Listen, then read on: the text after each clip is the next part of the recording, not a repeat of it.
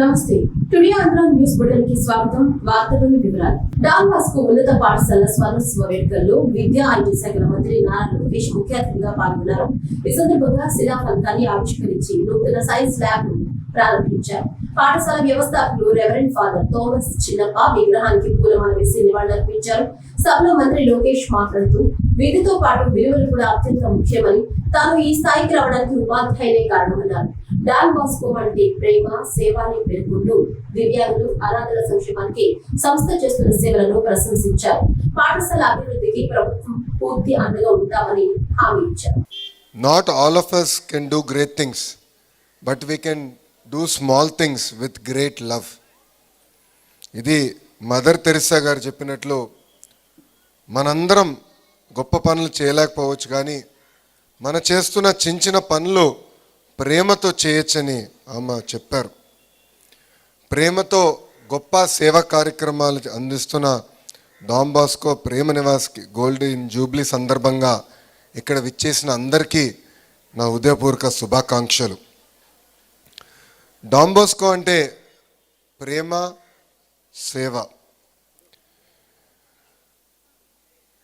అనాథలోకి అమ్మగా నాన్నగా మారిన వ్యవస్థ డాన్ బాస్కో. ఇల్లు లేని వారికి ఇల్లు అయింది, ఆకలిలో ఉన్న వారికి అన్నం పెట్టింది. తెలుగు రాష్ట్రాల్లో సుమారుగా 35 పాఠశాలల్లో విద్యతో పాటు విలువలు అందిస్తుంది డాన్ బాస్కో. ఇక్కడ ఉన్న పిల్లలందరికీ ఒక విషయం చెప్పదలుచుకున్నా. విద్య ఎంత ఇంపార్టెంటో విలువలు కూడా దానికన్నా చాలా ముఖ్యం. మీరందరూ పెద్దగా అయినప్పుడు జీవితంలో అనేక నిర్ణయాలు తీసుకోవాల్సిన అవసరం ఉంటుంది. ఆ నిర్ణయాలు మీరు తీసుకున్నప్పుడు విలువలు కూడిన నిర్ణయం చాలా చాలా ముఖ్యం. సక్సెస్కి షార్ట్ కట్ ఉండదు. ఇక్కడున్న పిల్లలందరూ కూడా గుర్తుపెట్టుకోవాల్సిన అవసరం ఉంది. దానికి ఒక ఉదాహరణే డాన్ బాస్కో. ప్రేమతో అనేక సేవలు వాళ్ళు మనందరికీ అందిస్తున్నారు. డాన్ బాస్కో పాఠశాల 50 కాదు 1000 సంవత్సరాలు సక్సెస్ఫుల్గా పూర్తి చేసుకోవాలని ఈ సభాముఖంగా నేను కోరుకుంటున్నాను. దానికి వ్యక్తిగతంగా మీ లోకేష్ అహర్నిశలు మీకు అందుబాటులో ఉంటారు, సహాయం అందజేస్తారు. ఎందుకంటే ఒక మంచి ఉద్దేశంతో ప్రారంభమైన ఈ పాఠశాలని సపోర్ట్ చేస్తాము, అండగా నిలబడతాం అనేది మా లాంటి యువకులకి ఒక బాధ్యతగా మేము భావిస్తున్నాం. అమరావతి రాయపూడిలోని సిఆర్డీఏ కార్యాలయంలో త్రిసభ్య సమావేశం జరిగింది. సిఆర్డీఏ కార్యకలాపాలపై మంత్రి పెమ్మసాని చంద్రశేఖర్ సమీక్ష నిర్వహించారు. మంత్రి Narayana, MLA Shravan Kumar, CRDA commissioner తదితరులు సమీక్షలో పాల్గొన్నారు. సమీక్షా సమావేశంలో భాగంగా రాజధాని అమరావతి రైతుల సమస్యలతో పాటు వాటి పరిష్కార చర్యల పురోగతిపై చర్చ జరిగింది. అలాగే రాజధాని నిర్మాణ పనులపై సమావేశంలో చర్చ జరిగింది. సమావేశం అనంతరం కేంద్ర మంత్రి పెమ్మసాని చంద్రశేఖర్ మీడియాతో మాట్లాడుతూ అమరావతి పనులు వేగంగా సాగుతున్నాయని పేర్కొన్నారు. గ్రామ సభలు నిర్వహించి రైతులతో మాట్లాడుతున్నామని, జరీపు భూముల సమస్య పరిష్కారంపై నెల రోజుల సమయం కోరామని తెలిపారు. నేల స్వభావంపై పరీక్షలు నిర్వహించి నిర్ణయం తీసుకుంటామని, ఉండవల్లి లేఅవుట్ అభివృద్ధి ప్రారంభమైందన్నారు. లంక భూముల సమస్య కూడా పరిష్కారమైందన్నారు. 2004 మంది ల్యాండ్ పూలింగ్ కు ముందుకు రాలేదని, వారితో మరోసారి మాట్లాడదామని పేర్కొన్నారు. మందడం విలేజ్ లో ఒక రోడ్డు పోవటం వల్ల 116 స్ట్రక్చర్లు పోతాయని ఇస్తే వీళ్ళు +4 టెంపుల్స్ ఎఫెక్ట్ అవుతాయి, ఆల్టర్నేట్ చేయమన్నారు. ఆల్టర్నేట్ చేసినప్పుడు 148 స్ట్రక్చర్స్ పోతా ఉన్నాయి, ఒక టెంపుల్ పోతా ఉంది. ఈ 2 ఆప్షన్స్లో ఆప్షన్ 1 ఎమ్మెల్యే గారు పిక్ చేసుకున్నారు. ఎందుకంటే టెంపుల్స్కి వేరే లొకేషన్ కనుక మనం ఇస్తే ఆప్షన్ 1తో వెళ్దాం అన్నారు. దానికి ఒక క్లారిటీ వచ్చింది. తర్వాత ఎమ్మెల్యే గారు విలేజ్లోతో కూడా ఒకసారి మాట్లాడతారు ఆ విషయం. అదేవిధంగా ఇప్పుడు ఏవైతే ల్యాండ్ ఎక్విజిషన్ కేసెస్ ఎన్నైతే ఉన్నాయో మొత్తం 47 కేసులు ఉంటే దాదాపుగా ఇక 8 ఉన్నాయి. మిగిలిన అన్నీ కూడా క్లియర్ అయిపోయినాయి. ఒక 2 రోజుల్లో ఒక 10 కేసులకి ఏదో వస్తుంది. ఇంకొక 8 కేసులు ఉన్నాయి, అది కూడా నెక్స్ట్ వీక్ క్లియర్ అవుతుంది. అయిపోయిన వెంటనే ల్యాండ్ ఎక్విజిషన్ దాని మీద ముందుకెళ్తాం. 2500 ఎకరాలు ఏదైతే ఉన్నాయో. తర్వాత రోడ్ హిట్ ప్లాట్స్, రోడ్డు షోలో ఉన్న వాటిలో మల్టిపుల్ ఇష్యూస్. ఒకటి, మొన్న మనం చెప్పాం, మీరు అబ్జెక్షనబుల్గా ఉన్నాయి, మీకు కనుక బై మిస్టేక్ కనుక ఏదైనా వస్తే మీరు మార్చుకోవచ్చు, రిజిస్ట్రేషన్ కాస్ట్ లేకుండా సిఆర్డిఏ పెట్టుకొని చేస్తుందని. అయితే ఇందులో ఒకటి ఏంటంటే, ఆల్రెడీ ఈ ప్లాట్స్ కనుక వేరే వాళ్ళకి అమ్మితే వాళ్ళకు కూడా ఇది అప్లై చేయాలా లేదా అనేది ఒక ఇష్యూ ఉండింది. మేమేం చెప్తున్నామంటే, ఒకసారి మీరు అమ్మేసిన తర్వాత మళ్ళీ రిజిస్టర్ చేయలేరు సిఆర్డిఏ. ఎందుకు అంటే, మీరు ఆల్రెడీ మీకున్న వాస్తు ప్రకారం మీరు ఆల్రెడీ అమ్ముకున్నారు, అది రేటు తక్కువకు అమ్ముకున్నారో ఎక్కువకు అమ్ముకున్నారో ఏదో ఉంటుంది. ఇలా మార్చుకుంటా పోతే ఎక్కడ వరకు మనకి ఎండ్ ఉండదు. కాబట్టి ప్రతి ఒక్కరికి సేల్ ఆఫ్టర్ సేల్ మనం ఇవ్వలేం. కాబట్టి ఓన్లీ ఒరిజినల్ రైతుకు మాత్రమే వాస్తు కానీ లేకపోతే రోడ్డు షోలు కానీ అప్లై అవుతుంది. కాబట్టి ప్లాట్స్ కొన్నవాళ్ళు మాకు రోడ్డు షోలు కానీ అది ఉందంటే మాత్రం అది సిఆర్డిఏ వాళ్ళు యాక్సెప్ట్ చేయరు. మీరు దయచేసి ఆ విషయంలో రావద్దు. మూడోది, జరీబ్ ల్యాండ్స్ మీద 180 ఎకరాలు ఇష్యూ ఉంటే మనం 1 month టైం అడిగాం. 1 month టైంది ఆల్రెడీ అంతా వర్క్ చాలా వరకు అయిపోయింది. మల్టిపుల్ మెంబర్స్ వెళ్ళి సర్వేలు అన్నీ చేశారు. ఇప్పుడు సైంటిఫిక్గా కూడా ఒక కమిటీని వేసి soil testing, water depth level assess చేసి ఎక్కడా యాంబిగ్యూటీ లేకుండా సెకండ్ సెట్ తీసుకుంటున్నాము. అది తీసుకొని మేము 1 month టైం అడిగాం. ఇప్పుడు 2 weeks అయింది. ఇంకో 2 weeksలో దానికి కూడా ఒక కమిటీని ఫామ్ చేసి దాన్ని క్లియర్ చేసుకొస్తాం. అది కూడా అనంతరం మంత్రి నారాయణ మాట్లాడుతూ రైతుల సమస్యల పరిష్కారంపై సమావేశంలో ప్రధానంగా చర్చించినట్లు తెలిపారు. 700 మంది రైతులకు చెందిన 921 ఫ్లాట్లు ల్యాండ్ పూలింగ్ కు ఇవ్వని భూమిలో వచ్చాయని పేర్కొన్నారు. అలాంటి రైతులకు ఫోన్ చేసి వారి అభిప్రాయాలు తీసుకున్నామని చెప్పారు. అయితే ఇక్కడున్న సమస్యలు మేజర్గా గ్రామ కంఠం ఒకటి, జరీబ్ నాన్ జరీబ్ ఒకటి, రోడ్ హిట్, ల్యాండ్ అక్విజిషన్లో ఉన్న ఏరియాలో ప్లాట్ అలాట్ చేయటం ఒకటి, అసైన్మెంట్ ల్యాండ్స్. ఇందులో యాక్చువల్గా 921 ప్లాట్లలో ల్యాండ్ అక్విజిషన్లో పడ్డాయి. ప్లాట్లు అలాట్ చేసినప్పుడు రైతులకి 921 ప్లాట్లు ల్యాండ్ అక్విజిషన్ అంటే ఎవరైతే భూమి ఇవ్వలేదో వాళ్ళ దాంట్లో పడ్డాయి. వాళ్ళందరూ కూడా ఫోన్ చేస్తే మొత్తం 700 మంది ఫార్మర్స్, 921 ప్లాట్లు 700 మంది ఫార్మర్స్. దాంట్లో ఒక 303 మంది ఫోన్ ఎత్తలేదు, 397 మంది ఫోన్లు ఎత్తి మాట్లాడారు. వాళ్ళని అడిగాం, అంటే ఆ ల్యాండ్ అక్విజిషన్ అయిందాక వెయిట్ చేస్తారా రిజిస్ట్రేషన్కి, లేదంటే మీ ప్లాట్ మార్చమంటారని. 397లో 274 మంది ల్యాండ్ అక్విజిషన్ దాకా వెయిట్ చేస్తాం, ఆ తర్వాత రిజిస్టర్ చేసుకుంటాం, మాకు ఆ ప్లాట్ సూటబుల్గా ఉందని చెప్పడం జరిగింది. అంటే 69% వాళ్ళు వెయిట్ చేయడానికి విల్లింగ్ చూపించారు. ఆల్టర్నేట్ మార్చుకుంటామని ఒక 37 మంది యాక్చువల్గా చెప్పారు కేవలం, అది 9%. తర్వాత ఏ విషయం ఆలోచించుకొని చెప్తామని ఒక 86 మంది అంటే 22% చెప్పారు. కాబట్టి ఇక్కడ ఎవరైతే వెయిట్ చేస్తారో వాళ్ళు వెయిట్ చేస్తే దాని మీద కూడా ల్యాండ్ అక్విజిషన్ అలాంటి ఆ రైతు సోదరులు కూడా రిక్వెస్ట్ చేస్తున్నాం ల్యాండ్ పుల్లింగ్కి రమ్మని. రానప్పుడు ల్యాండ్ అక్విజిషన్ అవి తీసుకుని మీకు ఇవ్వటం జరుగుతుందని మరొకసారి నేను తెలియజేస్తున్నాను. అదేవిధంగా జరీబు, రోడ్ హిట్, గ్రామ కంఠం, వీటికి సంబంధించి ఏదైతే అధికారులకు యాక్చువల్గా కమిటీ ఇన్స్ట్రక్షన్స్ ఇచ్చిందో వాళ్ళు కొంత స్టడీ చేశారు. ఇంకా కూడా వాళ్ళకి ఒక 15 రోజులు అంటే నెల రోజులు టైం ఇచ్చాము, మరొక 15 రోజులు ఉంది. ఈ 15 రోజుల్లో కూడా స్టడీ చేసి సబ్మిట్ చేస్తే దాని మీద యాక్చువల్గా రైతు సోదరులకి ఎటువంటి ఇబ్బంది లేకుండా దానికి కూడా ముందుకు పోతామని తెలియజేస్తున్నాను. అదేవిధంగా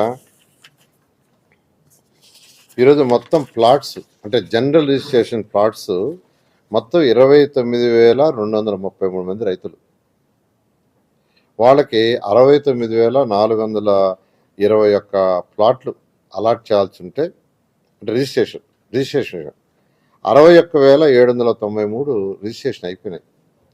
ఇంకా కేవలం కావాల్సినవి 7,628 రిజిస్ట్రేషన్ కావాల్సిన బ్యాలెన్స్ 7,628. దీంట్లో కూడా ఏంటంటే మనకు కోర్టు కేసుల్లో 312 పెండింగ్ ఉన్నాయి. సోషల్ ఇన్ఫ్రాస్ట్రక్చర్ ఏర్పాటు చేయాలని కోరాలని తెనాలి శ్రావణ్ కుమార్ అన్నారు. ఈ సందర్భంగా అన్ని గ్రామాలకు సంబంధించి డిపిఆర్ సిద్ధం చేయాలని నారాయణ అధికారులను ఆదేశించారని, 12 గ్రామాలకు డిపిఆర్ సిద్ధం అయ్యాయని, జగన్ హయాంలో ఇక్కడ కొందరు పెన్షన్ కోల్పోయారని, అలాంటి వారికి మళ్లీ పెన్షన్ ఇవ్వాలని నారాయణని కోరాలన్నారు. వివిఐపి విఐపిలు ఈ ప్రాంతానికి ఎక్కువగా రావడం వల్ల గ్రామాల్లో పారిశుద్ధ పనులు ఆటంకం కలిగిందన్నారు. ఈరోజు సిఆర్డిఏ 3-man కమిటీ సమావేశం జరిగింది. గత వారంలో జరిగిన అంశాలని చాలా వరకు రివ్యూ చేయడం జరిగింది. అందులో ముఖ్యంగా నేను ఆలోచన చేసింది ఏంటంటే సోషల్ ఇన్ఫ్రాస్ట్రక్చర్ ఏదైతే ఉందో గ్రామాల్లో ల్యాండ్ పూలింగ్ జరిగిన ఎల్పిఎస్ లేఅవుట్లతో సమానంగా సోషల్ ఇన్ఫ్రాస్ట్రక్చర్ డెవలప్ చేయాలని రిక్వెస్ట్ చేసాం. అది కూడా మన ప్రామిస్లో ఒక భాగం కాబట్టి దానికోసం డిపిఆర్లు తయారు చేయాలని మొదటి నుంచి నేను అడుగుతా ఉన్నాను. ఆ రకంగా డిపిఆర్లు 12 గ్రామాలకు తయారు చేశారు. ఈ 12 గ్రామాలకు సంబంధించి ఒక 2 గ్రామాలకు సంబంధించి మల్కాపురం, నేలపాడు గ్రామాలకు సంబంధించిన డిపిఆర్లు నా దృష్టికి తీసుకొచ్చారు. అందులో 2-3 సలహాలతో ఇంజనీర్లు కూడా కరెక్ట్ సలహాలే అని చెప్పారు. వాటిని కూడా సరిచేసి ఇస్తామన్నారు.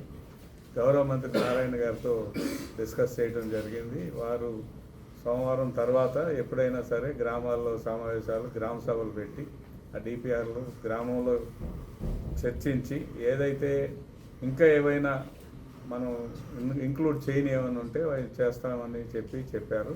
కాబట్టి సోమవారం తర్వాత నుంచి గ్రామ సభలు కూడా పెట్టి ఈ డిపిఆర్లు, విలేజ్ ఇంప్రూవ్మెంట్ ప్లాన్ అంతా కూడా అమలు చేయడం జరుగుతుంది.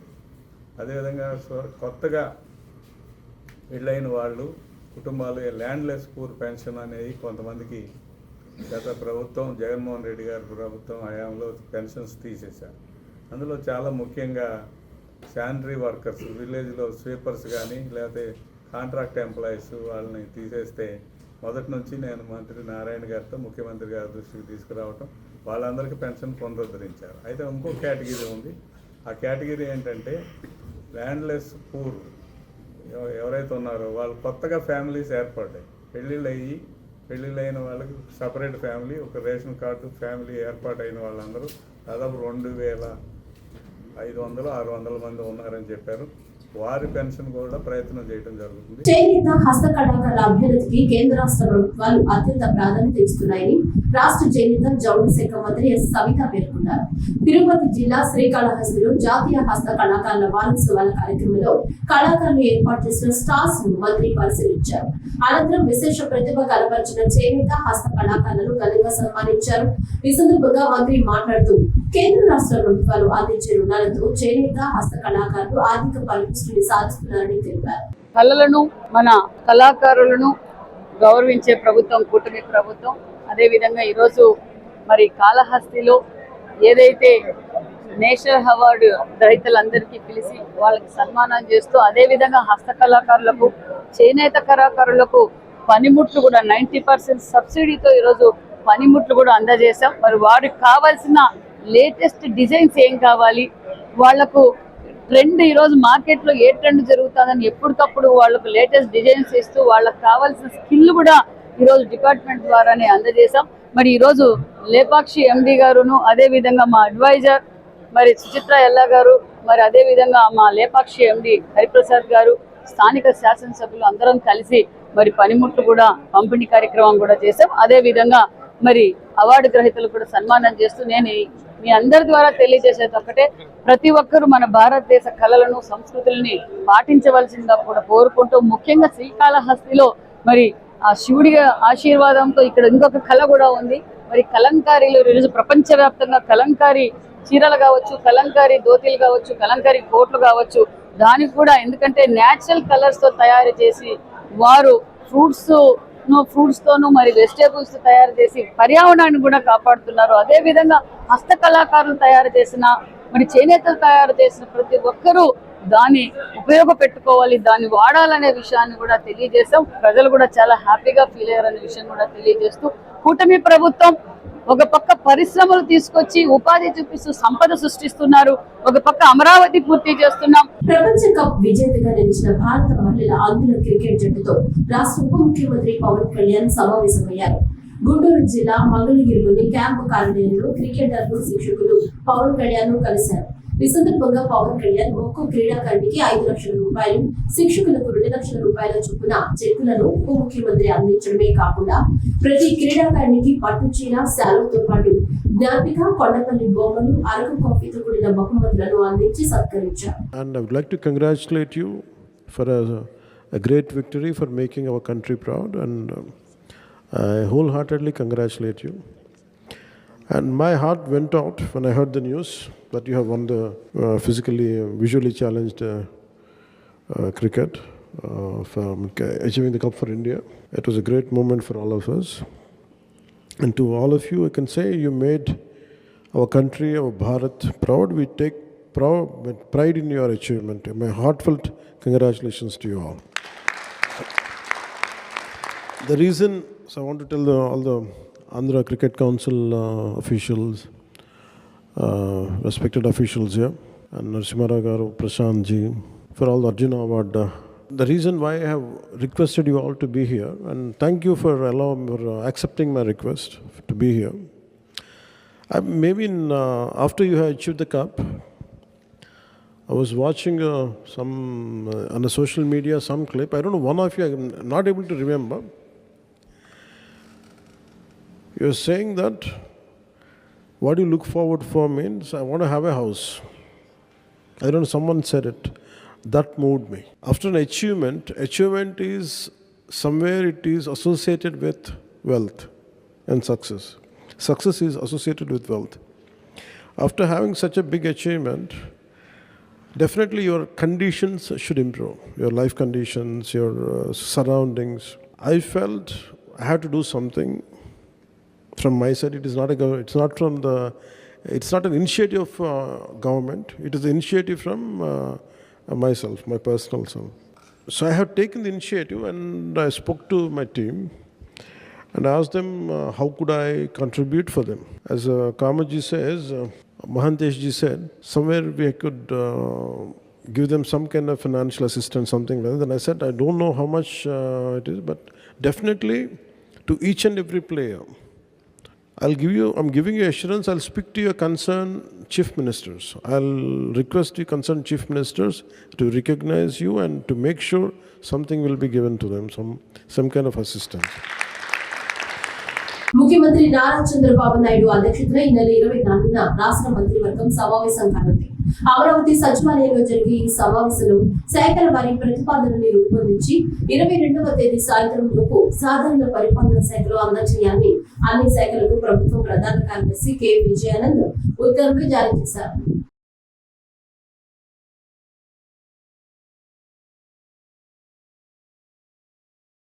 మాజీ ప్రధానమంత్రి అటల్ బిహారీ వాజ్పేయి శత జయంతి ఉత్సవాల్లో భాగంగా బీజేపీ ఆధ్వర్యంలో నిర్వహించిన అటల్ మోదీ సుపరిపాలన బస్సు యాత్ర అనంతపురం నుంచి కర్నూలు జిల్లాకు చేరుకుంది. ఈ కార్యక్రమంలో భాగంగా స్థానిక గౌరీ గోపాల్ సర్కిల్ లో అటల్ బిహారీ వాజ్పేయి విగ్రహావిష్కరణ కార్యక్రమం నిర్వహించారు. ఈ కార్యక్రమం జిల్లా అధ్యక్షుడు రామకృష్ణ ఆధ్వర్యంలో మంత్రి సత్యకుమార్ యాదవ్, బీజేపీ రాష్ట్ర అధ్యక్షుడు మాధవ్, మాజీ రాజ్యసభ సభ్యుడు టీజీ వెంకటేష్, స్థానిక ఎమ్మెల్యేలు, బీజేపీ రాష్ట్ర నాయకులు పాల్గొన్నారు. ఈ సందర్భంగా వాజ్పేయి పరిపాలన గొప్పతనం గురించి మంత్రి సత్యకుమార్ వివరించారు. ఇవాళ యాత్ర ఎందుకు చేస్తున్నాం? నెంబర్ 1, అటల్ బిహారీ వాజ్పేయి గారి శత జయంతి ఉత్సవాలు జరుపుకుంటున్నాం కాబట్టి చేసుకుంటున్నాం. యాత్ర కల్లా మేము ఏం సాధించాలనుకుంటున్నాం? అటల్ బిహారీ వాజ్పేయి గారి మహోన్నత వ్యక్తిత్వం గురించి, నిష్కలంక రాజకీయ జీవితం గురించి, వారి వాగ్దాటి గురించి, వారి రాజనీతిజ్ఞత గురించి, నేషన్ ఫస్ట్ కన్విక్షన్ గురించి మనం మాట్లాడుకుంటాం.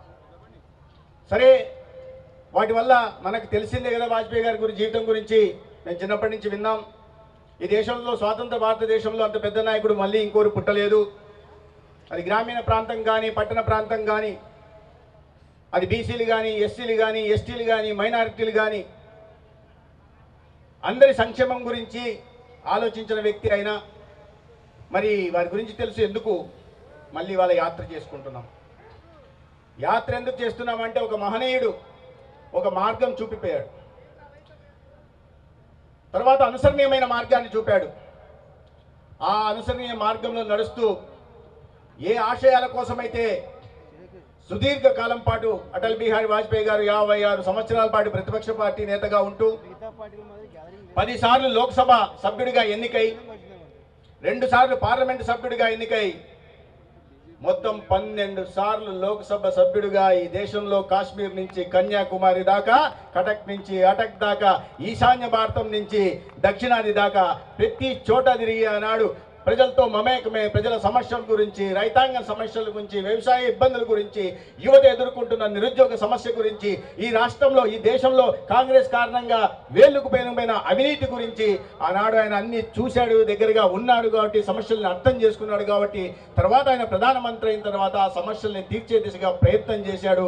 6 సంవత్సరాల్లో ఒక వాజ్పేయి ఎరా అంటే ఒక గోల్డెన్ ఎరా లాగా ఒక పారదర్శకమైన ప్రజారంజకమైన పాలన అందించి కేవలం ఆర్థిక ప్రగతి సాధించడమే కాకుండా అనేక రకాల సంక్షేమ పథకాలు తీసుకొచ్చి ప్రజల జీవన ప్రమాణాలు పెంచేయడమే కాకుండా భారతదేశం అంటే ప్రపంచంలోనే ఉన్న ఒక పోఖ్రాన్ పరీక్షల ద్వారా కానీ తర్వాత కార్గిల్ యుద్ధంలో కానీ ఒక ప్రత్యేకత చాటి భారతదేశ గౌరవ ప్రతిష్టలను ఆయన పెంచాడు. తిరుపతిని క్రీడల కేంద్రంగా తీర్చిదిద్దుతామని శాప్ చైర్మన్ రవినాయుడు తెలిపారు. తిరుపతిలోని దామినేడు వద్ద 28.37 ఎకరాల భూమిని కేటాయించడం పట్ల ప్రభుత్వానికి ఆయన ధన్యవాదాలు తెలిపారు.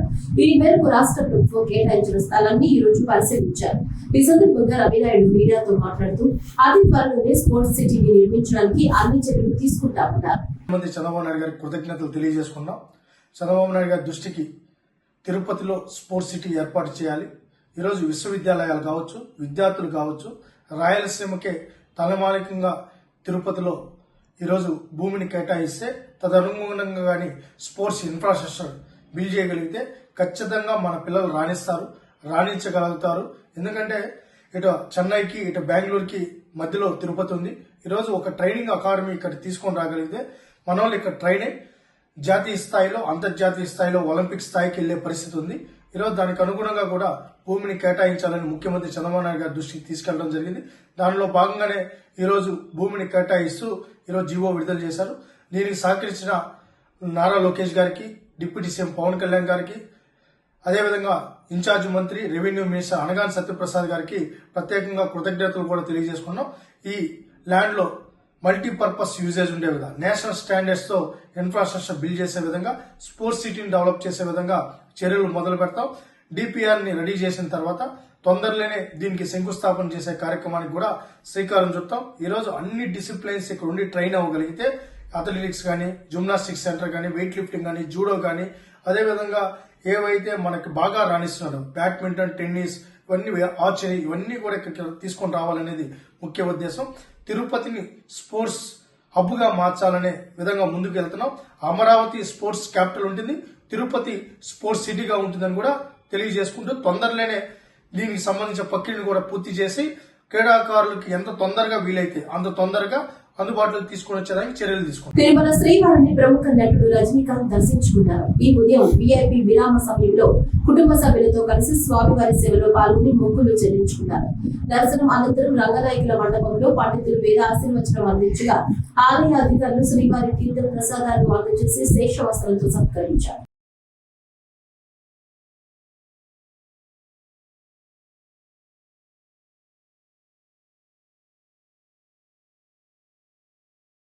విజయవాడ ఇంద్రకీలాద్రిపై శ్రీ దుర్గా మల్లేశ్వర స్వామి వారి దేవస్థానంలో భవానీ దీక్షల విరమణ కొనసాగుతుంది. నేడు 3వ రోజు భక్తుల రద్దీ మరింత పెరిగింది. రాష్ట్ర వ్యాప్తంగా భవానీ దీక్షా పరులు ఈ తెల్లవారుజాము నుంచి ఆలయానికి పోటెత్తారు.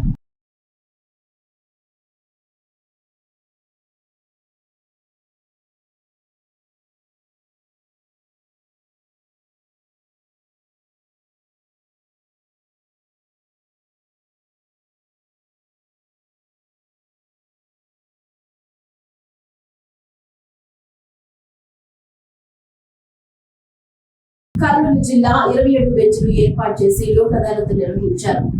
ఆదోని మండలంలో సెకండ్ అడిషనల్ సెషన్స్ కోర్టులో లోక్ అదాలత్ నిర్వహించామని సెషన్స్ జిల్లా న్యాయాధికారి విజయ్ సుధా పేర్కొన్నారు. ఈ సందర్భంగా మాట్లాడుతూ 1943 కేసులు రాజీ అయ్యాయన్నారు. లోక్ అదాలత్ ద్వారా సమయం, డబ్బు ఆదా అవుతుందని పేర్కొన్నారు. నేషనల్ లోక్ అదాలత్ అనేది మా జిల్లా జడ్జి గారు మరియు చైర్మన్ వాళ్ళ ఆదేశాల మేరకు ఈరోజు ఈ జిల్లా వ్యాప్తంగా, దేశవ్యాప్తంగా కూడా నేషనల్ లోక్ అదాలత్ అనేది నిర్వహించబడుతుంది. ఈ లోక్ అదాలత్లో రాజీ పడదగిన అన్ని క్రిమినల్ కేసులు, సివిల్ కేసులు, భూ వివాదాలకు సంబంధించిన కేసులు, ఈ విధంగా మోటారు వాహనాలకు సంబంధించి యాక్సిడెంట్లకు సంబంధించిన పరిహార నిమిత్తము కేసులు వేసుకున్న వాళ్లకు అన్ని కూడా రాజీ మార్గంగా ఇక్కడ సెటిల్ చేయడానికి అవకాశం ఉంది. ఇప్పటికే మేము ఈ లోక్ అదాలత్ కోసమని ముందు నుంచే కేసులు పరిహారం అనేది స్టార్ట్ చేసినాము. ఇప్పటికీ ఎస్టీసీ కేసులు అయితే 1943 కేసులు ఇప్పటికే రాజీ అయ్యింది. అదేవిధంగా కోట్లల్లో 5 కోట్లలో కూడా పెండింగ్లో ఉన్న కేసులు అయితే 246 కేసులు నిన్నటి వరకు ఇప్పటికే రాజీ అయి ఉంది. చాలామందికి మోటార్ వాహనాల్లో యాక్సిడెంట్లో ప్రాణాలు కోల్పోయిన వాళ్ళైతేనేమి, ఇంజురీస్ గాయపడిన వాళ్ళందరికీ కూడా ఇన్సూరెన్స్ కంపెనీ వాళ్ళు కూడా ముందరకు వచ్చి కాంపన్సేషన్ ఇవ్వటం జరుగుతుంది. ఈరోజు చాలా కేసులు ఈ లోక్ అదాలత్లో సెటిల్ అవుతుంది. ఇందు మూలంగా నేను అందరికీ తెలియజేయటం ఏమంటే, ప్రతి 2-3 నెలలకు ఒకసారి నేషనల్ లోక్ అదాలత్ జరుగుతుంది. ఈ లోక్ అదాలత్లో రాజీ పడదగిన అన్ని కేసులను కూడా రాజీ మార్గంగా చేసుకోవచ్చు. రాజీ మార్గంగా కేసులు సెటిల్ చేసుకోవటం వల్ల డబ్బు, టైము అన్నీ కూడా సేవ్ చేసుకోవచ్చు. కోర్టు ఫీజులు, కేసు ఏదైతే సెటిల్ అవుతుందో ఆ కేసులకు సంబంధించి కోర్టు ఫీజులు అనేది కూడా రిటర్న్ ఇవ్వబడుతుంది. అదేవిధంగా లోక్ అదాలత్లో సెటిల్ అయితే కేసు, ఆ తీర్పు అనేది ఫైనల్, దానిపైన ఎలాంటి అప్పీల్ ఉండదు. లోక్ అదాలత్లో చెల్లించిన కోర్టు ఫీజులు కూడా రిటర్న్ ఇవ్వబడుతుంది. సామరస్యపూర్వకంగా ఇరు పార్టీలు రాజ్య మార్గంగా కేసు సెటిల్ చేసుకున్నప్పుడు ఇద్దరు కూడా సంతోషంగా, ఎవరు ఓడిపోలేదు, ఇద్దరు గెలిచినామనే మా తృప్తితో కోర్టు నుంచి వెళ్ళటం జరుగుతుంది. కాబట్టి రాజీ చేసుకోదలుచుకున్న వాళ్ళు కోర్టుకు కానీ వస్తే మేము వాళ్ళతో మాట్లాడి రాజీ చేయడానికి అవకాశం ఉంటుంది. ఈ అవకాశాన్ని అందరూ వినియోగించుకోవాలని కోరుకుంటున్నాం. ప్రజా దర్బార్లో వచ్చిన ఫిర్యాదులన్నీ అత్యంత పారదర్శకంగా బాధ్యతతో పరిష్కరిస్తామని రాష్ట్ర గృహ నిర్మాణ, సమాచార, పౌర సంబంధాల శాఖ మంత్రి కొలుసు పార్థసారథి పేర్కొన్నారు. ఏలూరు జిల్లాలోని ఆదిపల్లిలో నిర్వహించిన ప్రజా దర్బార్లో మంత్రి పాల్గొన్నారు. ఈ సందర్భంగా ప్రజలతో సమావేశమై వారి సమస్యల అర్జీలను మంత్రి స్వీకరించారు. ఈ సందర్భంగా మంత్రి మాట్లాడుతూ, ప్రజలు తమ సమస్యలను పరిష్కరించుకునేందుకు ప్రజా దర్బార్ వేదికగా నిలుస్తుందన్నారు. నువ్వు ఉద్యోగస్తులు కూడా కాబట్టి ఏదైనా ఫిల్లింగ్ కావాలంటే 2-3 ట్రాక్టర్ ఆయన సాయం చేస్తున్నారా? ఎంఈఓ కానీ వెల్ఫేర్ అసిస్టెంట్ అయినా మీరు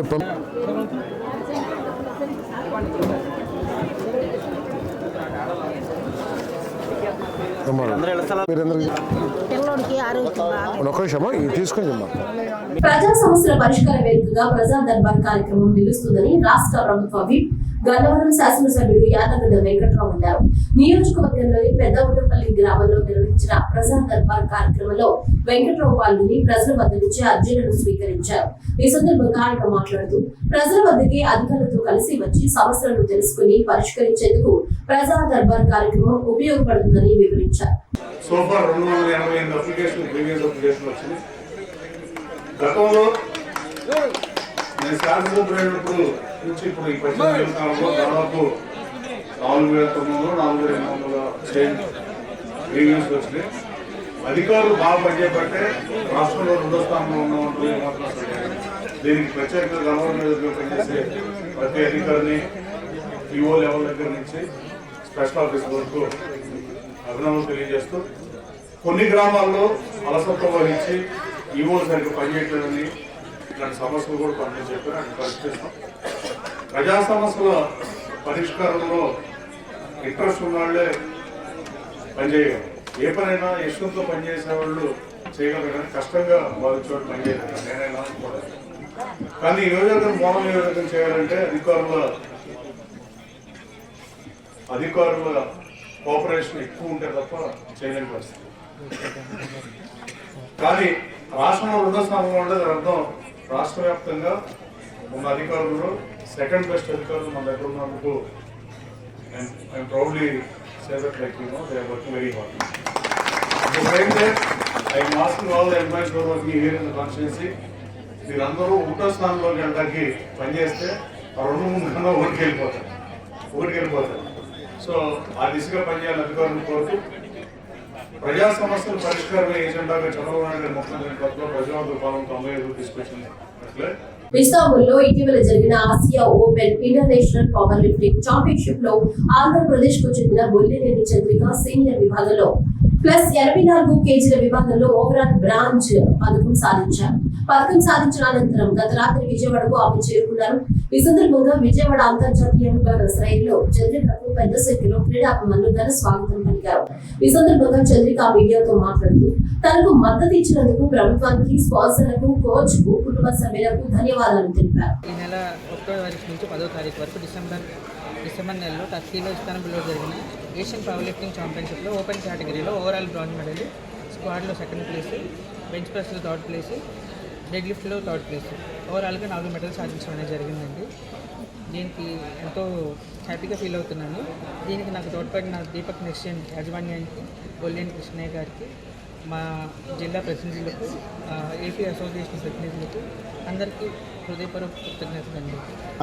స్టూడెంట్ అండ్ అలాగే నా భార్య టర్కీ దేశంలో జరిగిన ఏషియన్ పవర్ లిఫ్టింగ్ ఛాంపియన్షిప్లో బ్రాంజ్ మెడల్ సాధించిందండి. తనకి ఆహ్వానం పలకడానికి అసోసియేషన్ నుంచి అలాగే స్పోర్ట్స్ అథారిటీ నుంచి అఫీషియల్స్ వచ్చున్నారు. అండ్ ఈ ఘనత సాధించిన ఏకైక తెలుగు మహిళ అండి ఓపెన్ కేటగిరీలో. ప్రీవియస్లీ తను 4 ఇంటర్నేషనల్స్ మెడల్స్ సాధించిందండి స్ట్రైట్గా. ఈ స్ట్రైట్ 4 ఎడ్జ్ మెడల్స్ తీసుకున్నది కూడా తనేనండి ఓపెన్ కేటగిరీలో. అండ్ తన ఈ విజయం వెనుక చాలా అందరి సపోర్ట్ ఉందండి. అలాగే గవర్నమెంట్ సపోర్ట్ కూడా ఇంకా మాకు ఉండాలని కోరుకుంటున్నాను. అండ్ అలాగే తన ఈ గెలుపుని గుర్తించి గవర్నమెంట్ తనకి ఏదైనా జాబ్ ఫెసిలిటీ కల్పిస్తే ఇంకా తనను చూసి ఇంకొక 10 మంది చంద్రికలు తయారవుతారు. అండ్ అలాగే మన దేశానికి కీర్తి ప్రతిష్టలు తీసుకొస్తారు. మన క్రీడ కూడా బాగుంటుందని చెప్పి గవర్నమెంట్కి కూడా చిన్న విన్నపం అండి నాదంతే. బొలినేని చంద్రిక మన ఆంధ్రప్రదేశ్ తరఫున ఏషియన్ పవర్ లిఫ్టింగ్ ఛాంపియన్షిప్లో పాల్గొని బ్రాంజ్ మెడల్ సాధించి వస్తున్నందుకు గర్వంగా ఫీల్ అయ్యి మేమందరం ఆంధ్రప్రదేశ్ పవర్ లిఫ్టింగ్ అసోసియేషన్ తరఫున, గుంటూరు జిల్లా పవర్ లిఫ్టింగ్ అసోసియేషన్ తరఫున స్వాగతం పలకడానికి ఎయిర్పోర్ట్కి వచ్చేసాం. మరి గతంలో కూడా ఎయిర్పోర్ట్కి వచ్చి బొలినేని చంద్రికని రిసీవ్ చేసుకోవడం చాలా సందర్భాలు ఉన్నాయి. ఎందుకంటే ఆవిడ ఇంటర్నేషనల్లో కానివ్వండి, ఏప్రో ఏషియన్స్లో కానీ, ఏషియన్ పవర్ లిఫ్టింగ్లో కానీ, కామన్వెల్త్లో కానీ అన్నింటిలో గోల్డ్ మెడల్ ఘనత సాధించిన బొలినేని చంద్రిక. ఆవిడ ఈరోజు ఈ మెడల్ సాధించడం చాలా గర్వంగా ఉంది. ఈవిడికి ఆంధ్రప్రదేశ్ పవర్ లిఫ్టింగ్ అసోసియేషన్ తరఫున, మరి గుంటూరు జిల్లా పవర్ లిఫ్టింగ్ అసోసియేషన్ తరఫున మా చేతనైన సహాయ సహకారాలు అందిస్తున్నాం. అన్నిటికంటే ముందు ఆంధ్రప్రదేశ్ గవర్నమెంట్కి, నారా చంద్రబాబు నాయుడు గారి గవర్నమెంట్కి కృతజ్ఞతలు తెలపాల్సి ఉంది. రాష్ట్ర ప్రభుత్వం స్వచ్ఛాంధ్ర స్వర్ణాంధ్ర దిశగా అన్ని చర్యలు చేపడుతోందని రాష్ట్ర స్వచ్ఛాంధ్ర కార్పొరేషన్ చైర్మన్ కొమ్మారెడ్డి పట్టాభిరామ్ అన్నారు. శుక్రవారం అనంతపురం నగరపాలక సంస్థ కార్యాలయంలో స్వచ్ఛాంధ్ర స్వర్ణాంధ్ర అమలు తీరును అధికారులను అడిగి తెలుసుకున్నారు. ఈ సందర్భంగా ఆయన మీడియాతో మాట్లాడుతూ అనంతపురం డంపింగ్ యార్డ్ లో చెత్త సమస్యను పరిష్కరిస్తామని, అలాగే నగరపాలక సంస్థకు 62 ఎలక్ట్రిక్ వాహనాన్ని ప్రభుత్వం మంజూరు చేసిందన్నారు. గత ఎన్నికల ప్రచారం సందర్భంగా గౌరవ శాసనసభ్యులు ప్రసాద్ గారు ఇచ్చినటువంటి హామీ ఏదైతే ఉందో, అనంతపురం నగరానికి ఉన్నటువంటి డంపింగ్ యార్డ్ సమస్యకి శాశ్వత పరిష్కారాన్ని చూపిస్తామని గౌరవ శాసనసభ్యులు, నేటి ముఖ్యమంత్రి నారా చంద్రబాబు నాయుడు గారు ఏదైతే హామీ ఇచ్చామో ఆ హామీని నెరవేర్చే విధంగా ఇక్కడ కార్యక్రమాలకి శ్రీకారం చుట్టాం. గత సంవత్సర కాలంగా గౌరవ ముఖ్యమంత్రి గారు స్వర్ణాంధ్ర స్వచ్ఛాంధ్ర ఉద్యమానికి వారే సారథ్యం వహిస్తూ స్వచ్ఛాంధ్రకు ఒక బ్రాండ్ అంబాసిడర్గా మారి రాష్ట్ర వ్యాప్తంగా స్వచ్ఛతకు సంబంధించినటువంటి అన్ని కార్యక్రమాలని కూడా ముందుండి నడిపిస్తూ ఉన్నారు. ఇవాళ అనంతపురంలో ఉన్నటువంటి డంప్ యార్డ్లో గత ప్రభుత్వం చెత్త మీద పన్నేసినటువంటి చెత్త ప్రభుత్వం 2019-24 మధ్య రాష్ట్ర వ్యాప్తంగా దాదాపు 85 లక్షల టన్నుల పైబడి చెత్తని ఎక్కడికక్కడే వదిలివేసినటువంటి పరిస్థితి. మరి అనంతపురం కార్పొరేషన్ పరిధిలో కూడా మరి దాదాపు 5 లక్షల టన్నుల చెత్త క్లియర్ చేయకుండా వదిలేస్తే 2 ఫేజెస్గా మరి దాదాపు 3,30,000 టన్నులు ఒక ఫేజు, మిగతా 1,70,000 టన్నులు సెకండ్ ఫేజ్లో ఈ పనులను చేపట్టడం జరిగింది. గత ప్రభుత్వ హయాంలో వేస్ట్ ప్రాసెసింగ్ పేరుతో ఎక్కడా పనులు చేయకుండా పెద్ద ఎత్తున అవినీతికి పాల్పడి వారు నిధులు గోల్మాల్ చేస్తే వాటిపైన ఎన్డీఏ ప్రభుత్వం ఇప్పటికే విజిలెన్స్ ఎంక్వైరీకి ఆదేశించడం జరిగింది. అవన్నీ కూడా ఆ నివేదికలు కూడా సిద్ధమవుతూ ఉన్నాయి. జమ్మలమడుగులోని బీజేపీ కార్యాలయంలో ఏర్పాటు చేసిన కార్యక్రమంలో సీఎం రిలీఫ్ ఫండ్ చెక్కులను బాధితులకు అందజేశారు. 30 మందికి 11,59,000 విలువైన చెక్కులను పంపిణీ చేశారు. మీడియాతో మాట్లాడుతూ జగన్ కు రాజకీయ పత్రం ప్రారంభమైందని, ఈ నెల 10వ తేదీ రాత్రి 9:30 గంటల ప్రాంతంలో నాంపల్లి సిబిఐ కోర్టులో జడ్జి ఇచ్చిన తీర్పును సొంత పత్రికలు సూక్ష్మంగా రాశారని విమర్శించారు. వివేకా హత్యకు కొద్ది రోజుల ముందు అర్ధరాత్రి 2 గంటలకు ఏం జరిగింది, ఆ సమయంలో ఎవరెవరు ఎవరితో మాట్లాడారు, ఆ విషయాలు ఎవరికి చేరవేశారు, అవన్నీ త్వరలో తేటతెల్లం అవుతాయన్నారు.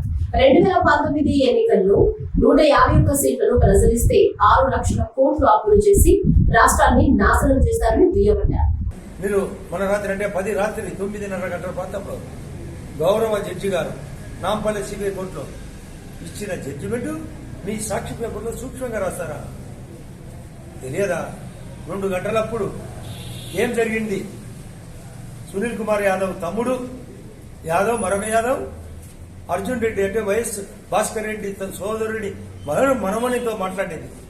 ఎందుకు ఆ టైంలో ఏం మాట్లాడుతున్నారు? మొత్తం స్కెచ్ ఎప్పుడో పొందుపరుచుకున్నారు. అందులో భాగమే ఆ చర్చలు తిరిగి అవినాష్కు, వాళ్ళ ఫాదర్కు, తాడేపల్లికో, ఆ రోజుండే లోటస్ పాండ్కో చేరింది. మొత్తం సీను స్టార్ట్ అయింది. యువత ఉద్యోగాల సంఖ్యను పెంచమని అర్ధరాత్రి కూడా ఫైల్ క్లియర్ చేసిన ముచ్చట్లు చెప్పుకుంటూ నవ్విస్తూ ఆ కష్టాలను మర్చిపోతున్నారు. మా కస్టమర్లను ఒప్పించి పైలట్ ప్రాజెక్టు కింద గ్లోబల్ క్యాపబిలిటీ సెంటర్స్ ను తెస్తాం. ఆ ప్రయత్నం విజయవంతమైతే దేశానికి విశాఖలో జీసీసీ క్యాపిటల్ గా మారుస్తామని అదే ఉత్సాహంతో కాంపిటెంట్ సీఈఓ రవికుమార్ హామీ ఇచ్చారు. Going to build here for 20,000 to start with. He may expand up to 1 lakh also, minimum 50,000. There is no other state that this is paying that much. No other state. No, I am not happy. It has to go real time. See, that's why I made it a real time government. Yeah. Sir, file clearance, he sends files at midnight, sir. I can't wake up at midnight and clear, sir. Recently, around 4 You know, sir. Morning already panchayat over in front of him, sir. Not only ministers, secretaries, MLA, everybody in the collectors, at least 20 people scored. Doesn't matter. Then they will correct. You are very popular now. నిర్మాణంలో ఉన్న Shankar Vilas bridge నిర్మాణం పనులను YCP నేతలు అంబటి రాంబాబు, మోదుగుల వేణుగోపాల్ రెడ్డి పరిశీలించారు. ఈ సందర్భంగా మాట్లాడుతూ Shankar Vilas bridge నిర్మాణం పనులు పరిశీలించేందుకు వైసీపీ నాయకులు అందరం వచ్చామని, గుంటూరు పట్టణానికి ఎంతో ప్రాముఖ్యత కలిగిన బ్రిడ్జ్ శంకర్ విలాస్ బ్రిడ్జి అని, పెరుగుతున్న ట్రాఫిక్ రద్దీని నియంత్రణ చేసేందుకు పాత బ్రిడ్జ్ ని కూల్చివేశారని, సింగిల్ పిల్లలతో ఒక ఐకాన్ బ్రిడ్జ్ నిర్మాణం చేయాలని గత టీడీపీ ప్రభుత్వ పెద్దలు డిపిఆర్ తయారు చేశారని, హిందూ కాలేజీ నుంచి లాజ్ సెంటర్ వరకు బ్రిడ్జి నిర్మాణం చేయాలని ప్రజలు కోరారని, కానీ మంత్రి పెమ్మసాని చంద్రశేఖర్ సేతు బంధనం పథకం కింద 100 కోట్ల ఖర్చుతో బ్రిడ్జి నిర్మాణం మొదలు పెట్టారని, 2 వైపులా 12 చొప్పున సర్వీస్ రోడ్డు వేయాలని, విజయం లేకుండా అహంతో మంత్రి పెమ్మసాని చంద్రశేఖర్ బ్రిడ్జి నిర్మాణంలో పోయారన్నారు. సేతు బంధు కింద, సేతు బంధు అంటే మామూలుగా అక్కడ కూడా ఇచ్చారు, రెడ్డిపాలెం దగ్గర ఇచ్చారు, ఇక్కడ ఢిల్లీ దగ్గర ఇచ్చారు. 100 కోట్ల లోపే ఇస్తారు, పైన కూడా. That is the rule. దీనితో ఇస్తాడు 100 కోట్ల లోపల పని అయిపోతున్నారు. దాన్ని శాంక్షన్ చేసుకున్నారు. అప్పుడే చెప్పాం మేము, అఖిల పక్షం కూడా మమ్మల్ని తీసినప్పుడు చెప్పాం, ఇది కరెక్ట్ కాదు. 100 కోట్లతో ఏదో సేతు బంధు కింద కేంద్ర ప్రభుత్వం దగ్గర నుంచి మీరు తీసుకొస్తే తీసుకురండి, కానీ కనవా చోట్ల వేసుకోండి. కానీ ఇలాంటి పెద్ద సెంటర్లో అది వేయటం తప్పు అనేది చాలా స్పష్టంగా నేను కూడా చెప్పాను, మా పార్టీ మీటింగ్లో కూడా చెప్పాను, మీరు చూసే ఉంటారు. అయినా లెక్క చేయలేదు. డ్యామ్ మాకు పవర్ ఉంది, మేము అధికారంలో ఉన్నాం అన్నారు. మొదలెట్టారు, పడగొట్టారు. పడగొట్టే ముందు ఏం చేయాలి? అటు 12 అడుగులు, ఇటు 12 అడుగులు సర్వీస్ రోడ్డు వేయాలి. సర్వీస్ రోడ్డు వేయాలంటే ఏం చేయాలి? పక్కన ఉన్న షాపులు తొలగించాలి. పక్కన ఉన్న షాపులు తొలగించాలంటే ఏం చేయాలి? వాళ్ళతో నెగోషియేట్ చేయాలి. తెల్లారిపాటికి వెళ్ళి రౌడీలాగా తొలగించేస్తారా? బెదిరిచేస్తారా? వాళ్ళు నెగోషియేట్ చేయాలి, వాళ్ళ ఫెయిర్ కాంపెన్సేషన్ ఇవ్వాలి, అంతేగా సెటిల్మెంట్ చేయాలి, రీసెటిల్మెంట్ చేయాలి. ఇవన్నీ చేసిన తర్వాతే ప్రజాస్వామ్య పద్ధతిలో చేయాలి. 2013లో ఒక యాక్ట్ వచ్చింది, డిక్రియేషన్ యాక్ట్. దాన్ని తూచా తప్పకుండా ఫాలో అవ్వాలి. ఫాలో అవ్వకపోతే ఒప్పుకో. కానీ ఇది ఫాలో కాల. ఈ 97 కోట్లతోనో 100 కోట్ల లోపుతో చేసేయాలని నిర్ణయించుకున్నారు. అది ఒక తప్పు నిర్ణయం. ఆ నిర్ణయానికి ఇవాళ పెమ్మసాని గారు సమాధానం చెప్పాలి అని అడుగుతా ఉన్నా. అహంతో మాకు చేసినటువంటి పని. అధికారం ఉంది, డబ్బు ఉంది, కేంద్ర మంత్రిని అని అహం. అనుభవం లేదు, ఎక్స్పీరియన్స్ లేదు, అహం మాత్రమే ఉంది. విజన్ అంతకంటే లేదు. చంద్రబాబు నాయుడు గారు విజన్ అంటారు కదా, విజన్తో పెట్టి ఇది నాకు అర్థం కాలేదు. సర్వనాశనం చేసే కార్యక్రమానికి ఇవాళ పెమ్మసాని అనేటటువంటి ఒక కేంద్ర మంత్రి, పార్లమెంటు సభ్యులు వారు దీన్ని సర్వనాశనం చేసే పరిస్థితికి వచ్చారు. ఆయన ఇంట్రెస్ట్ అయితే కదా నాకు తెలియదు. తెలివి తక్కువతనం అన్నాం. అహం, డబ్బు ఉంది, అధికారం ఉంది, అర్ధంతరంగా కేంద్రంలో మంత్రి అయ్యాను. పల్నాడు జిల్లా సత్తెనపల్లిలోని వేణుగోపాల స్వామి దేవాలయం శివాలయంలో చోరీకి పాల్పడిన దుండగులను అరెస్టు చేశారు. సీసీ కెమెరా ఫుటేజ్ మరియు క్లూస్ టీమ్ ఆధారాలతో దొంగల జాడ తెలుసుకున్నారు. నిందితుల దగ్గర నుంచి 34,000 నగదు, చోరీకి పడిన కటింగ్ మిషన్, ఒక బైక్, ఒక సెల్ ఫోన్ స్వాధీనం చేసుకున్నారు. మనకి సత్తెనపల్లి పట్టణ పోలీస్ స్టేషన్ పరిధిలో ఉన్నటువంటి 2 అతి పురాతనమైనటువంటి ఆలయాలు, ఒకటి శ్రీ వేణుగోపాల స్వామి దేవాలయం, రెండవది కాశీ విశ్వేశ్వర ఆలయం అచ్చంపేట రోడ్లో ఉన్నటువంటిది.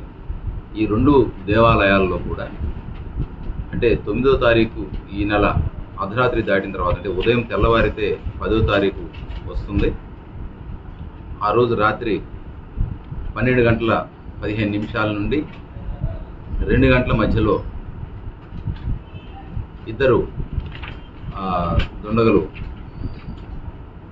గుడిలోకి ప్రవేశించి వారి వెంట తెచ్చుకున్నటువంటి ఎలక్ట్రికల్ కటింగ్ మెషిన్ ద్వారా గుడిలో ఉండేటటువంటి హుండీని కట్ చేసి దానిలో ఉండేటటువంటి ఎవరైతే భక్తులు సమర్పించినటువంటి కానుకలు ఉన్నాయో వాటిల్ని ఈ 2 దేవాలయాల్లో కూడా దొంగలించుకొని తీసుకుని వెళ్ళడం జరిగింది.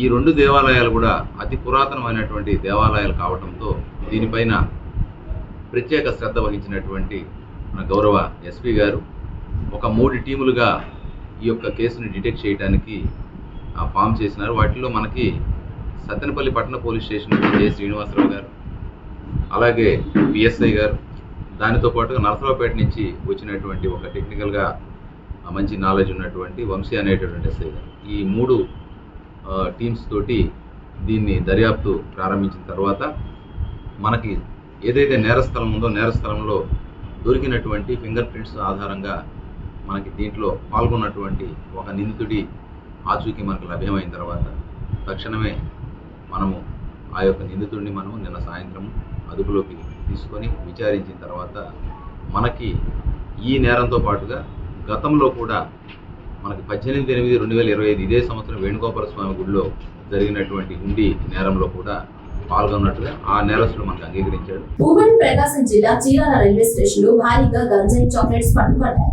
పూరి తిరుపతి ఎక్స్ప్రెస్ లో ఈగిల్ టీమ్, ఆర్పీఎఫ్, జీఆర్పీఎఫ్ పోలీసులు తనిఖీలు చేస్తుండగా అనుమానిత బ్యాగ్ ను పరిశీలించగా 71 చాక్లెట్స్ ను గుర్తించి పరీక్షలు నిర్వహించగా గంజాయి చాక్లెట్లుగా నిర్ధారించారు.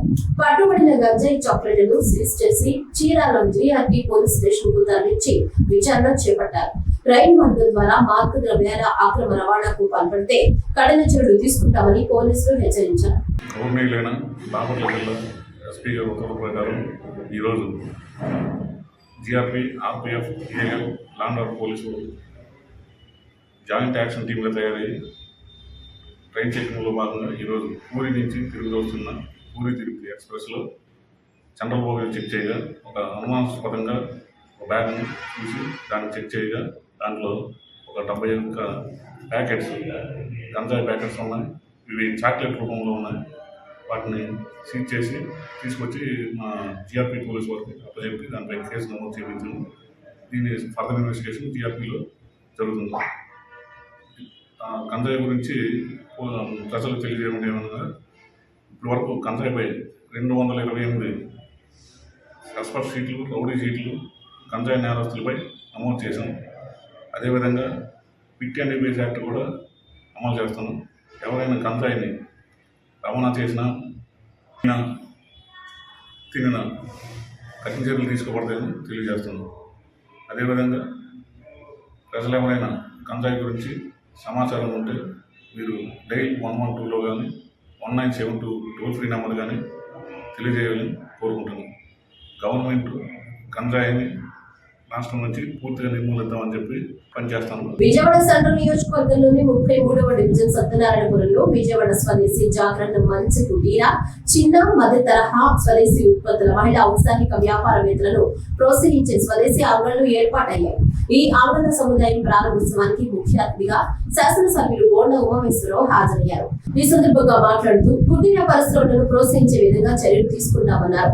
స్వదేశీ జాగరణ మంచ్ ఆధ్వర్యంలో గ్రామీణ జీవన విధానం, ఆరోగ్యకరమైన ఆహార అలవాట్లను ప్రోత్సహించే ఉద్దేశంతో రాగి, కొర్రలు, గోధుమలు, చిరుధాన్యాలతో తయారైన వివిధ రకాల పౌష్టికాహార పదార్థాలు, ప్రోటీన్లు, ఐరన్ అధికంగా ఉండే ఆరోగ్యకరమైన ఆహార ఉత్పత్తులు ప్రజలకు అందుబాటులో ఉంచారని తెలియజేశారు. సత్యనారాయణపురం శివాలయంలోని సీతారామ కళ్యాణ మండపం నందు మరి ఇక్కడ స్వదేశీ జాగరణ మంచ్ అనే పేరుతో ఈరోజు గ్రామీణ వాతావరణంలో ఆరోగ్యకరమైనటువంటి వస్తువులు, రాగితో చేసినవి కానీ, కొర్రలతో చేసినవి కానీ, అలాగే గోధుమలతో చేసినవి కానీ, అనేక తినుబండారాలు కానించి మరి ఆర్గానిక్ వస్తువులు, అలాగే మంచి ఫుడ్డు ఐటమ్స్, అలాగే క్లాత్స్, అట్లాగే పుట్ట తేనె, గ్రామీణ తేనె, గ్రామీణ కుంకుడుకాయ రసం, ఇవన్నీ కూడా వామ్ వాటర్ అన్నీ కూడా ఇక్కడ స్టాల్స్గా పెట్టి పెద్ద ఎత్తున ఇక్కడ చేస్తూ ఉన్నారు. ఇప్పుడే ప్రారంభించుకున్నాం, సంతోషం. దీన్ని సెంట్రల్ నియోజకవర్గంలో ప్రజలందరూ కూడా సద్వినియోగం చేసుకోవాలి. అసలు ఇక్కడ ఏ వస్తువులు ఉన్నాయి మార్కెట్లో, ఈ మనకి సూపర్ మార్కెట్లో కానీ మార్కెట్లో కానీ దొరకని వస్తువులు ఇక్కడ అనేకమైనటువంటి ఉన్నాయి. దీన్ని ఇప్పుడే అన్ని దాదాపు 30 స్టాల్స్ దాకా ఉన్నాయి. దీన్ని సందర్శించాం. దీనివల్ల మెరుగైనటువంటి జీవన విధానం, ఆరోగ్యకరమైనటువంటి జీవన విధానం, దీనికి అలవాటు చేసుకోవడానికి మన పూర్వపు పద్ధతుల్లోకి ఇప్పుడంతా ఈ జంక్ ఫుడ్కి అలవాటు పడిపోయినటువంటి యుగంలో మళ్ళా మన మిల్లెట్స్తో, అలాగే పౌష్టికాహారం, మంచి ప్రోటీన్స్తో ఉన్నటువంటి ఐరన్ ఫుడ్ ఇక్కడ పెరుగుతూ ఉంది. ఎన్నిటిని చూసి దాన్ని మనం నేర్చుకోవటం, అలాగే ఇలాంటి స్టాల్స్ పెట్టి కష్టపడి పెట్టిన వాళ్ళని ప్రోత్సహించడం అనేది చాలా ముఖ్యమైనటువంటి కార్యక్రమం. గుంటూరులో డ్రగ్స్ కలకలం రేపింది. డ్రగ్స్ కు బానిసైన విద్యార్థి తన గుర్చులో నుంచి బయటపడలేక విలవలలాడుతున్నాడు. దీంతో తల్లిదండ్రులు మనస్తాపం చెందుతున్నారు. డ్రగ్స్ వదలాలంటూ యువతిని పేరెంట్స్ హెచ్చరించారు. తీరు మారకపోవడంతో తల్లి ఆత్మహత్యాయత్నం చేసుకున్నారు. ప్రస్తుతం జీజీహెచ్ లో చికిత్స పొందుతున్నారు. ఆమె ఆరోగ్య పరిస్థితిని Eagle chief A K Ravikrishna, SP Vakul Jindal అడిగి తెలుసుకున్నారు. ఒక అన్ఫార్చునేట్ ఇన్సిడెంట్ జరిగింది. ఒక తల్లి అమ్మాయి మాట వినట్లేదని సూసైడ్ అటెంప్ట్ చేయడం జరిగింది. ఆమె ట్యాబ్లెట్స్ తీసుకుంటూ ఉంటారు. ఆ ట్యాబ్లెట్స్కి ఓవర్ డోస్ తీసుకోవడం జరిగింది. విషయం ఏంటంటే అమ్మాయి నుంచి వాళ్ళు ఫోన్ తీసుకున్నారు. అమ్మాయి ఫోన్ మీద లవర్తో మాట్లాడుతుంది. సో ఆ ఫోన్ తీసుకున్నాక అమ్మాయి తిరగబడింది. తర్వాత తల్లిదండ్రులని కొట్టడం జరిగింది. దాని మీద బాధపడి తల్లి ఈ ఓవర్ డోస్ తీసుకోవడం జరిగింది. ఆమెను జీజీహెచ్కి తీసుకురావడం జరిగింది. ఆమె కండిషన్ స్టేబుల్గా ఉంది. అక్కడ ఆమెను మంచి ట్రీట్మెంట్ ఇవ్వని మేము జీజీహెచ్ ఎక్కడికి ఇవ్వడం జరిగింది. అదేవిధంగా దీంట్లో అమ్మాయికి ఎవరైతే అబ్బాయితో పరిచయం అయింది దాని ద్వారా డ్రగ్స్ కూడా తీసుకోవడం స్టార్ట్ చేసిందని ప్రాథమికంగా నాకు తెలిసింది. సో అది ఎవరి ద్వారా వాళ్ళకి డ్రగ్స్ వస్తున్నాయో, ఎవరెవరు చేస్తున్నారని మేము అంతా సమాచారం సేకరించి ఇమీడియట్గా దాని మీద యాక్షన్ తీసుకోవడం జరుగుతుంది.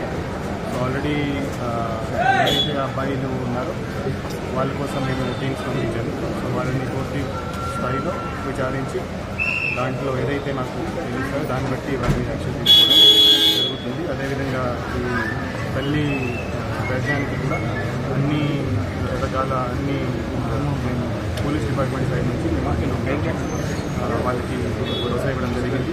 అదేవిధంగా ఈగల్ ఐజీ ఆకే రవికృష్ణ సార్ కూడా తల్లితో మాట్లాడడం జరిగింది. వాళ్ళ ఫ్యామిలీతో మాట్లాడడం జరిగింది. వాళ్ళకి భరోసా ఇచ్చారు. ఎవరైతే దీనికి రెస్పాన్సిబుల్ ఉన్నారో వాళ్ళకి యాక్షన్ తీసుకొని వాళ్ళకి న్యాయం చేస్తారని భరోసా ఇవ్వడం జరిగింది. గుంటూరులోని ఈరోజు ఆత్మహత్యకు పాల్పడిన ఒక తల్లిని పరామర్శించడం కోసం రావడం జరిగింది.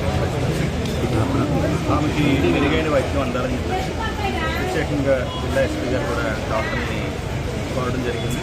అదేవిధంగా నేను కూడా డాక్టర్తో మాట్లాడడం జరిగింది. ప్రధానంగా వాళ్ళ అమ్మాయి ఈ డ్రగ్స్కి అలవాటు పడింది, గంజాయి వాటికి అలవాటు పడిందని చెప్పేసి వాళ్ళు ప్రాథమికంగా చెప్తున్నారు. అదేవిధంగా అమ్మాయిని కూడా కొంతమంది వ్యక్తులు ట్రాప్ చేశారని అది కూడా ఆరోపణ చేస్తున్నారు. ఈ విషయాలన్నీ కూడా పూర్తి స్థాయిలో ఈ కేసుని దర్యాప్తు చేయడం జిల్లా పోలీస్ యంత్రాంగం అదేవిధంగా ఈగల్ ద్వారా కూడా కొంత సమాచారం షేర్ చేస్తున్నాం. జిల్లా ఎస్పీ గారు ప్రత్యేకంగా ఈ కేసుని దర్యాప్తు చేసుకుంటున్నారు. ఖచ్చితంగా ఈ కేసులో ఎవరైతే దోషులు ఉన్నారో వాళ్ళందరినీ కూడా త్వరలోనే వాళ్ళందరినీ కూడా పూర్తి స్థాయిలో చట్టపరంగా చర్యలన్నీ కూడా జిల్లా ఎస్పీ గారు ఈ వార్తలు ఇంతటితో సమాప్తం. నమస్కారం.